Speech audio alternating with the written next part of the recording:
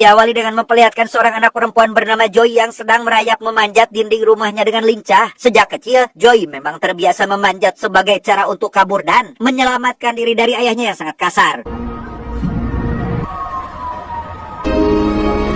20 tahun kemudian Joy kecil kini sudah tumbuh dewasa, di mana pagi itu ia baru saja bangun tidur dan langsung bersiap karena ditelepon oleh atasannya yang meminta Joy untuk segera masuk kerja.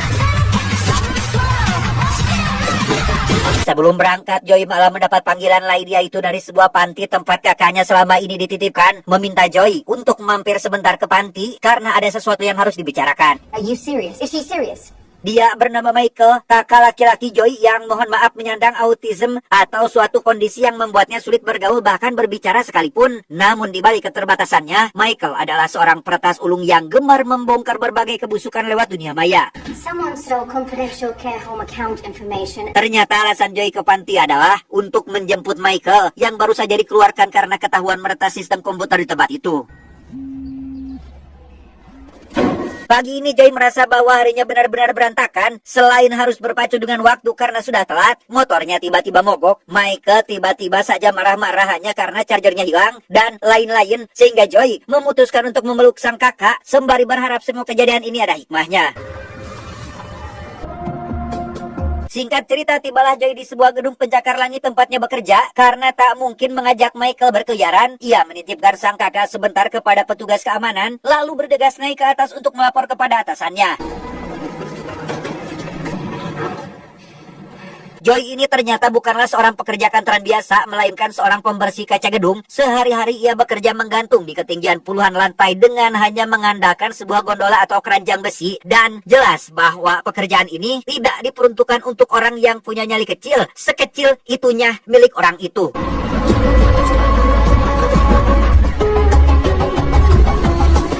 Disinilah Joy bekerja bersama seorang rekan pria bernama Noah. Adapun alasan kenapa Joy sempat dipaksa masuk hari ini adalah karena perusahaan yang menyewa gedung itu adalah sebuah raksasa di bidang energi akan menggelar sebuah acara gala besar yang dihadiri banyak tamu penting.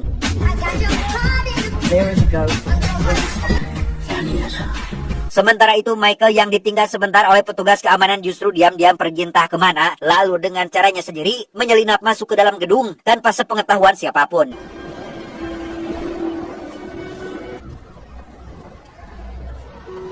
Di lantai tempat acara digelar, terlihat dua orang petinggi perusahaan yang merupakan kakak beradik, yaitu Aceng, beserta kakaknya yang badannya agak tinggi bernama Samsul, terlihat sedang sibuk mempersiapkan jalannya gala mereka. What is Agnian doing right? With Agnian, we see meeting the world's energy needs as a privilege. Karena Noah datang lebih awal, pekerjaannya pun sudah lebih dulu selesai, Joy pun terpaksa harus kembali bekerja seorang diri dengan membersihkan kaca-kaca gedung dari sisi luar. Di tengah persiapan acara yang masih berlangsung, Joy masih asik membersihkan kaca dari atas gondolanya, tapi tiba-tiba...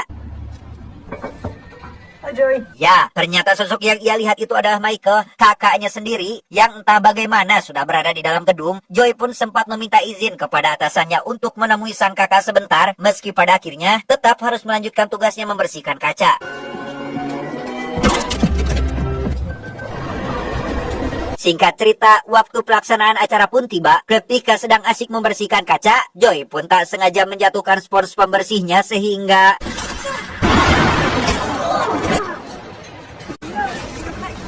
Tak lama berselang, datanglah segerombolan maskot lucu perusahaan yang menandakan bahwa acara sebentar lagi akan segera dimulai. Saat atasannya meminta agar gondola Joy segera dinaikkan ke atas karena pekerjaan sudah dianggap selesai, Joy sama sekali tak menyadari satu hal yang sangat penting, yaitu...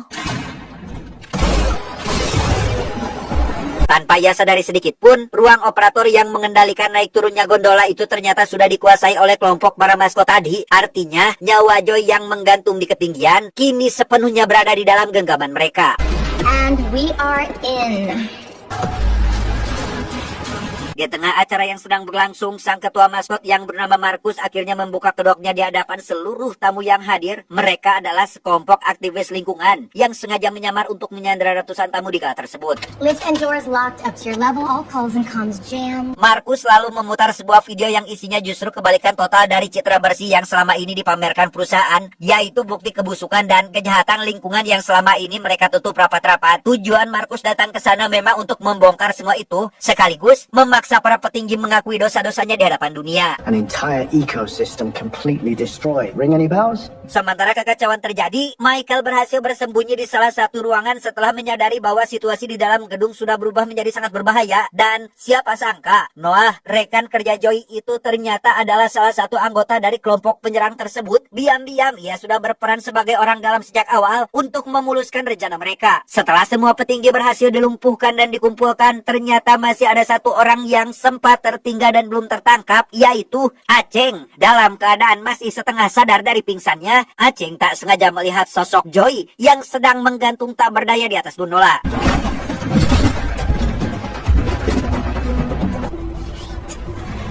Mendengar Samsul terus berkomentar dan banyak bicara, Noah pun naik pitam lalu bertindak kasar di luar kendali yang membuat suasana di dalam gedung semakin mencekam dan tak terkendali.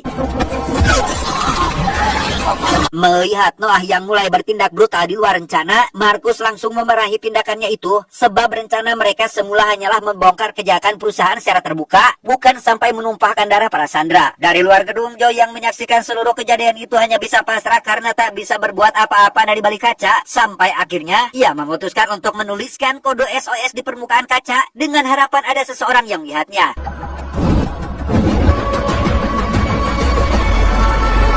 Sayangnya apa yang Joy lakukan itu justru lebih dulu diketahui oleh Yuri, salah satu anggota kelompok yang bertugas memantau sistem, sekaligus mengendalikan gondola dari dalam. Find them. Sementara itu di tengah situasi yang kacau, Aceng mencoba memanfaatkan kelengahan para penyandra untuk melarikan diri, sehingga Markus CS yang tidak ingin kehilangan Aceng pun langsung menyusulnya saat itu juga. Melihat Joy berada di luar dan menganggapnya sebagai saksi yang berbahaya, Noah langsung menghampiri lalu menyuruh Yuli untuk menaikkan gondola Joy ke atas agar bisa diawasi.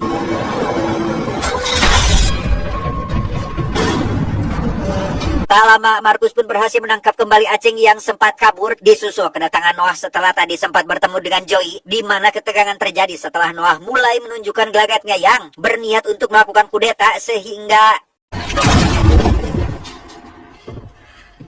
melihat pemimpin mereka sendiri, Markus malah dihabisi oleh Noah. Seluruh anak buah Markus langsung diancam akan dihabisi apabila ada yang berani berkhianat, di mana hal itu membuat Noah kini benar-benar resmi mengambil alih komando atas semua yang terjadi di dalam gedung. Selain tak bisa berbuat banyak dalam posisinya, kini Joy harus menghadapi masalah baru yang lebih sulit sebab ia terjebak sendirian di ketinggian dengan situasi yang makin lama makin di luar kendali.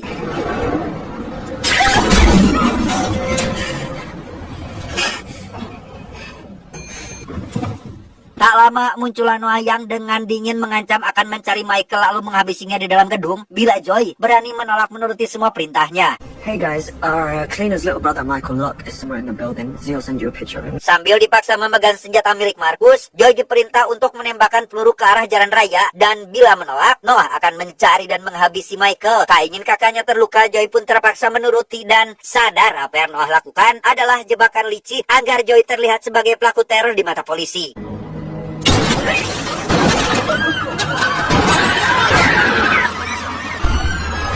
Selain berhasil melumpuhkan para penghalang di dalam gedung, Noah juga merekam para sandera satu persatu untuk dipaksa mengakui perbuatan mereka di depan kamera demi memperkuat propaganda yang saat ini ia susun. Untuk melempar semua kesalahannya kepada Joey, Noah diam-diam mentransferkan sebagian uang hasil jarahan dari para petinggi perusahaan ke rekening pribadi Joey dengan fakta bahwa saat rekening Joey membengkak drastis, ia pun sudah dipastikan akan langsung menjadi tersangka utama kasus ini.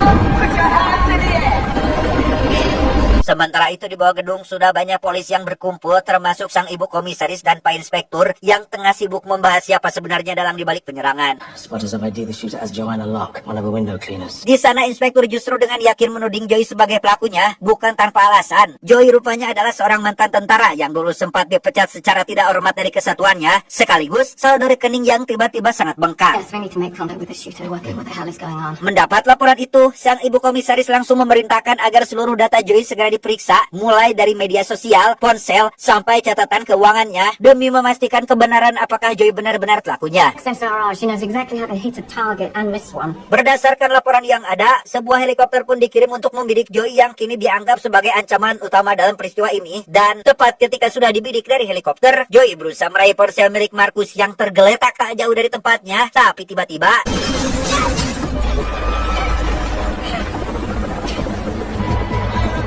Dalam keadaan bergelantung di ketinggian, Joy masih sempat-sempatnya menghubungi sang ibu komisaris untuk menjelaskan bahwa dirinya bukanlah pelaku sekaligus memohon agar ibu komisaris mau menyelamatkan sang